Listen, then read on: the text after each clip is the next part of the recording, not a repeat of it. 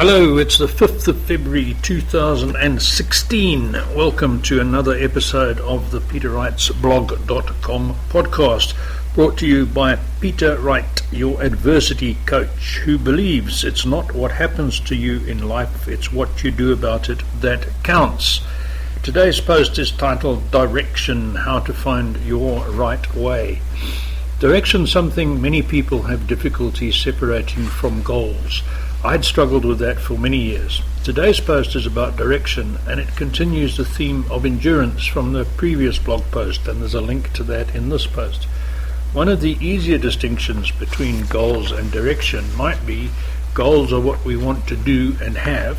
Direction is who we want to become. Goals can and do change from time to time, and as we achieve them, we cross them off our bucket list. Exceptional visionaries have their direction fixed from an early age. Saints and sinners, political, business and religious leaders find their guiding star and strive to follow it. For most of the rest of us, direction changes often and dramatically in our early years. Our compass swings wildly when we're looking for a life partner, choosing a career, deciding where to live.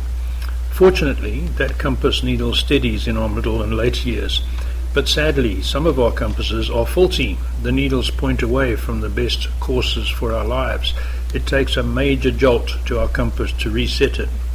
Sometimes events beyond our control cause that jolt. The loss of a job or a business, divorce, illness, serious injury, natural disaster, or, as in my case, political upheaval and moving to a different country can all affect our compasses. We all respond to those resets in different ways. Some find a better direction, some a worse one, and a few find the best one for them, the one they've searched for all their lives. They find that inner peace, the satisfaction of knowing with total faith that they are doing what they want to do, and in the process becoming the person they wish to become. This week, Sue and I watched the movie The Way, starring Martin Sheen on Netflix. Wonderful invention, Netflix. It's about an American father who is notified that his son has died in the Pyrenees in Europe. He travels to France to collect his son's body, and then discovers that his son was making the pilgrimage on the Camino de Santiago, or the Way of St. James, when he died. Tom, the father, has his son's body cremated and decides to complete the 800-kilometer walk himself and scatter the ashes at shrines along the route.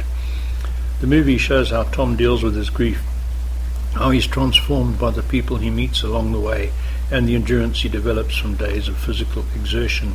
It's a good movie set in the beautiful countryside with historic villages and towns and a good message. It was only a movie, but over 200,000 people make that pilgrimage each year.